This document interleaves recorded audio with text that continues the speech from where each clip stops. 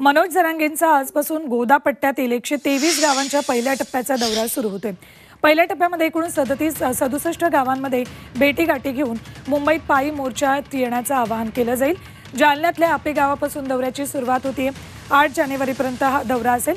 यावेळी जरांगेंनी सरकारला विनंती केली, आम्हाला मुंबईत येण्याची हौस नाही, शासन निर्णय करून कायदा पारित करा आणि आम्हाला आरक्षण द्या अशी मागणी पुन्हा एकदा जरांगेंनी केली।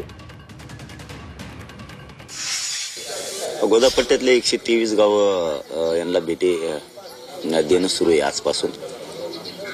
कारण सुरुवातीचा उठाव यांनी केला होता आणि सगळ्या महाराष्ट्राला भेटलो, सगळ्या महाराष्ट्रातल्या मायबापांचा आशीर्वाद घेतला। परंतु 123 गावात गोदा पट्ट्याला जाणं झालं नव्हतं 4-5 महिन्यापासून, म्हणून ठरवलं की आपण गोदा पट्ट्यातल्या 123 गावांना भेटी द्यायच्यात आणि ते आजपासून सुरू केल्या। अमृत नोनी आर्थो प्लस ये एक प्रूवन फॉर्मूला है। इसमें मौजूद नोनी फल के गुण और आयुर्वेदिक जड़ी बूटियां शरीर को जरूरी पोषक तत्व देने के साथ साथ हड्डियों और जोड़ों के घिसने, उनमें होने वाले सूजन और दर्द को रोकने में मदद करता है। दर्द मुक्त जीवन के लिए अमृत नोनी आर्थो प्लस।